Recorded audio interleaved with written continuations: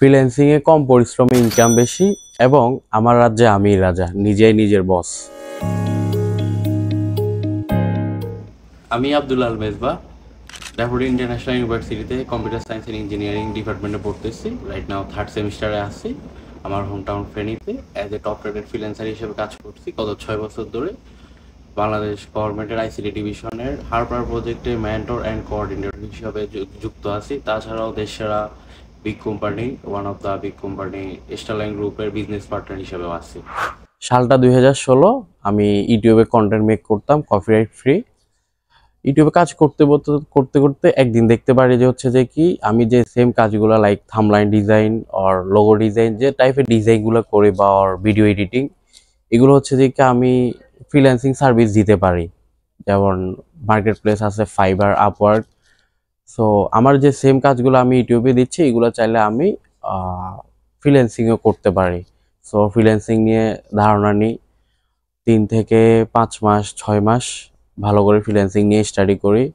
তখন হচ্ছে যে কি ফাইবার মার্কেট প্লেসের দিকে মুভ করি।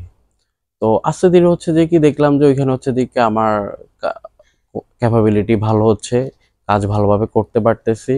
আমার প্রথম কাজটা ছিল $5, যেটা কিনা ছিল হচ্ছে দেখি ফাইবারের মাধ্যমে। তবে এখানে একটা মজার বিষয় হচ্ছে যে কি আমার ওই বায়ার ছিল কানাডিয়ান, যিনি হচ্ছে দেখি বাংলাদেশের সিলেটে জন্মগ্রহণ করছেন। উনি হচ্ছে দেখি কানাডায় থাকে আর হচ্ছে দেখি আমাদের বাংলাদেশের সিলেটেরই মানুষ।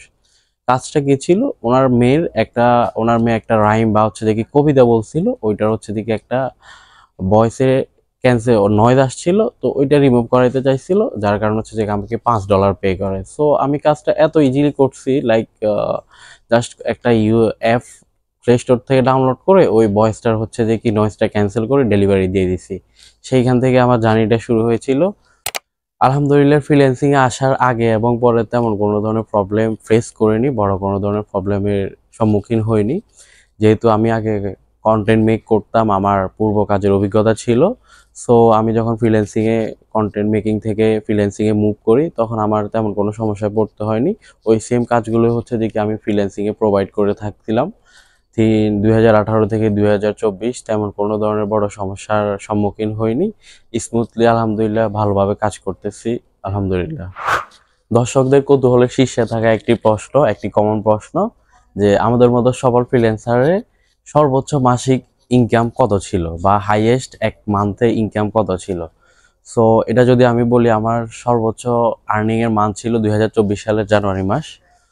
ইট ওয়াজ $9,600+ হবে, যেটা কিনা বাংলায় অলমোস্ট 10.5 লক্ষ টাকা, 10,50,000+ টাকা।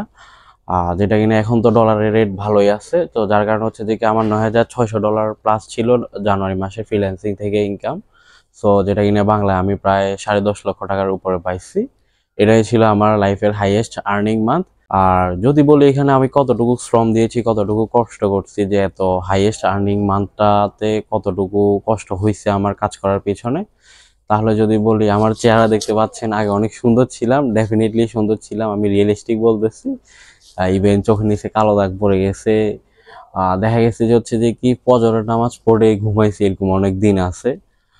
পুরো ওই জানুয়ারি মাসে ভার্সিটিতে একটা ক্লাসও করিনি।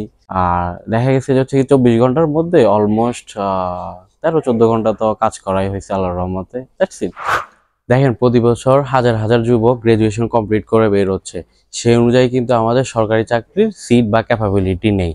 আর এখনকার ডিজিটাল বাংলাদেশের যুবকরা শুধুমাত্র সরকারি চাকরির পিছনে ছুটছে না, ওরা নিজেদেরকে নিজেরাই ইস্টাবলিশ করতেছে, ওরা ফ্রিল্যান্সিং করতেছে, ফ্রিল্যান্সিং এর মাধ্যমে নিজেকে দক্ষ করে তুলতেছে, ফ্রিল্যান্সিং এর মাধ্যমে নিজের ক্যারিয়ারটা ইস্টাবলিশ করতেছে।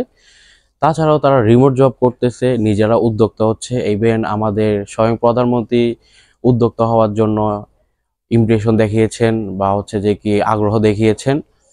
আর ডিরেক্টলি যদি আমি আমার কথা বলি, আমি ফ্রিল্যান্সিং করছি গত 6 বছর ধরে, আলহামদুলিল্লাহ অনেক ভালো রেভিনিউ আসতেছে। ইভেন আমি আমার ফ্রিল্যান্সিং এর ইনকাম থেকে প্রায় $20 উপরে ইনভেস্ট করেছি দেশসেরা বড় কোম্পানি স্টারলাইন গ্রুপে, যেখান থেকে আমার মান্থলি ভালো একটা রেভিনিউ আসে। ওইটা বলা যাচ্ছে যে কি ওয়ান কাইন্ড অফ উদ্যোক্তা। আমি আমার ফ্রিল্যান্সিং এর টাকা দিয়ে আমি আমার নিজের বিজনেস দাঁড় করিয়েছি, নিজের বিজনেসকে গ্রো করিয়েছি এখন মাস শেষে দেখা গেছে যে প্রতি মাসে আমার প্রায় ভালো একটা হ্যান্ডসাম অ্যামাউন্ট আসে, যেখানে কিনা আমার ওই বিজনেসে প্রায় আমি চাকরি দিয়েছি প্রায় 11 থেকে 12 জন লোক আমার মান্থলি আমার থেকে ওই কোম্পানিতে স্যালারি নেয়। তো দেখা গেছে যে কি আমি এই জায়গায় আমি নিজে ফ্রিল্যান্সিং এর টাকা দিয়ে উদ্যোক্তাতে কনভার্ট করেছি। তাছাড়া হচ্ছে যে কি আমার একটা ভালো অ্যামাউন্ট ফ্রিল্যান্সিং থেকেও আসতেছে, আমি আমার বিজনেস থেকেও আসতেছে। সো আমি দুই দিকটাই হ্যান্ডেল করতেছি। সময়টা 2021 সাল, আমি কাজ করা অফ করে দিয়েছিলাম। বাট কেন? কারণ আমার এত হিউজ পরিমাণে কাজ আসতেছিল যে আমি নিজে কাজ করে প্রেশারটা নিতে পারতেছিলাম না, বা আমি কাজ করে শেষ করতে পারতেছিলাম না। সো একটা আইডিয়া থিঙ্ক করি, আস্তে ধীরে হচ্ছে দিকে আমার টিম বিল্ড করি, 1 জন 2 জন 3 জন থেকে শুরু করে আজকে 2024 সালে এসে আমার টিমে আমার আন্ডারে কাজ করতেছে প্রায় 6 জন। মান্থলি ওদেরকে ভালো একটা অ্যামাউন্ট স্যালারি দিই, ওদের 6 জনকে প্রায় 2 থেকে 2.5 লক্ষ টাকা মান্থলি স্যালারি দিই, ওদের জন্য একটা হ্যান্ডসাম অ্যামাউন্ট। সো আমি কি করি বেসিক্যালি এখন, আমি করি হচ্ছে যে কি আমার ক্লায়েন্টদের থেকে আমার যে কোম্পানিগুলোর সাথে কাজ করি আমি ওনাদের সাথে কমিউনিকেশন করি, মিটিং করে কাজগুলো নিই, ভালোভাবে বুঝে নিই, এবং হচ্ছে যে কি আফটার যখন আমি কাজগুলার ফুল ডিটেলস রিসিভ করি আমি আমার টিমমেট আছে, আমার যে পার্টনাররা আছে ওদেরকে কাজগুলো বুঝিয়ে দিই ভালোভাবে। ইভেন ওরা কাজগুলো সুন্দরভাবে কমপ্লিট করে আমাকে বুঝিয়ে দেয়, আমি আমার কাজগুলো যে রিসিভ করছি আমার টিমমেটদের কাছ থেকে ওই কাজগুলো হচ্ছে দিকে আমি বাইরেদেরকে ডেলিভারি দিয়ে ওদেরকে কাজগুলো বুঝিয়ে দিই। That's it. এই I think this is main কি পয়েন্ট। লাইক আপনি যদি একজন ভালো সেলসম্যান হতে পারেন তাহলে হচ্ছে যে কি আপনার ইনকামটা বৃদ্ধি পাবে। আমি যখন আগে লাইক একজন সিঙ্গেল কাজ করতাম আমার ওন, তখন কিন্তু আমার ইনকাম কম ছিল। যখন আমি হচ্ছে এখন সেলসম্যান হয়েছি, আমার আন্ডারে কাজ করতেছে, তখন আমার ইনকামটা প্রায় 10 গুণ বৃদ্ধি পাইছে ফ্রিল্যান্সিং এর সেক্টরের ক্ষেত্রে। সেম আদার কাজগুলো তো আপনি এটা থিঙ্ক করতে পারেন। As a top rated freelancer কাজ করতেছি গ্রাফিক ডিজাইন, অ্যানিমেশন এবং এসইও নিয়ে। আর বেসিক্যালি কাজ করা হচ্ছে রাইট নাও আপওয়ার্ক এবং ফাইবারে। তবে আমি বেশি কাজ করতেছি ফাইবারে, কারণ ফাইবারে আমার হিউজ পরিমাণে অর্ডার রানিং থাকে। লাইক ডেইলি আমার অ্যাভারেজ অর্ডার রানিং থাকে 60+, 60-এর অধিক প্রজেক্ট আমার হাতেই থাকে। আর যদি আপনাদের জন্য কিছু আমি হায়ার লেভেলের স্কিল রেকমেন্ড করি যেগুলো কিনা আপনারা ফিউচারে যেগুলো থেকে আপনারা ভালো আউটকাম পাবেন, যেগুলো আপনাদের জন্য হেল্পফুল হবে, এমন কিছু skill like UI UX design, cyber security, machine learning, 3D animation like something, তারপরে চেইন ব্লক, এগুলোর কিন্তু হিউজ পরিমাণে ডিমান্ড থাকবে আমাদের ফিউচারে, যেগুলো কিনা যেই স্কিলগুলোকে এআই কখনোই ধ্বংস করতে পারবে না, যেগুলো কিনা এআই দিয়ে করাটা অনেক মুশকিল হয়ে যাবে। বাট আপনারা এই স্কিলগুলো ভালোভাবে গেইন করলে আপনারা ভালো একটা আউটকাম পাবেন ফিউচারে। যারা নতুন ফ্রিল্যান্সিং শিখতেছে বা ফ্রিল্যান্সিং শেখার জন্য আগ্রহ দেখাচ্ছে তাদের মধ্যে আমি একটা কমন প্রবলেম দেখতেছি যার কারণে তারা ফ্রিল্যান্সিং সেক্টরে হোঁচট খেয়ে যায়, সেটা হচ্ছে যে কি ইংলিশ কমিউনিকেশন।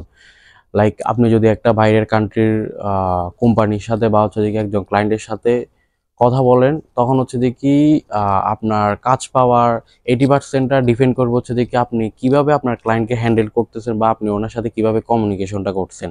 লাইক আপনি যদি ভালোভাবে প্রফেশনালভাবে ওনার সাথে কমিউনিকেশনটা করতে পারেন তাহলে হচ্ছে যে কি উনি ইন্টারেস্টেড হবে। আপনার ইংলিশের স্কিলটা কিন্তু এখানে বিগ ম্যাটার করে। আপনি যদি ইংলিশের স্কিলটা ভালোভাবে রাখেন এবং ইংলিশে ভালোভাবে কথাটা বলতে পারেন আর ওনাকে সুন্দরভাবে কথা বলে প্রফেশনালভাবে কথা বলে যদি হ্যান্ডেল করতে পারেন, তাহলে মনে করা যায় যে হচ্ছে যে কি আপনি 80% আপনার ওই জবটা বা হচ্ছে যে ওই প্রজেক্টটা কনফার্মেশন হয়ে গেছে। বাকিটা হচ্ছে দিকে আপনি কাজ নিয়ে তারপরে ডেলিভার করবেন, ওইটা আদার কাজ। সো আমি নতুনদেরকে একটা যদি সবচেয়ে বেশি গুরুত্বপূর্ণ টিপস বলেন সাজেস্ট করবো হচ্ছে যে কি 1 নাম্বার হচ্ছে যে কি ভালোভাবে নিজেকে ইংলিশে প্রফেশনাল করে তোলা, আর সেকেন্ড হচ্ছে যে কি নিজে যে স্কিল ডেভেলপ করবে, নিজেকে এক্সপার্ট করতে যাচ্ছে ওই স্কিলটা ভালোভাবে ডেভেলপ করে নিজেকে ওই স্কিলে প্রফেশনাল করে হচ্ছে যে কাজ করতে আসা। তাহলে হচ্ছে যে কি আপনার ইংলিশের স্কিল এবং আপনার কাজের স্কিল দুইটা যখন একসাথে হবে আপনাকে লাইক কেউ আটকাতে পারবে না, আপনি ভালোই একটা দাপট নিয়ে কাজ করতে পারবেন। That's it.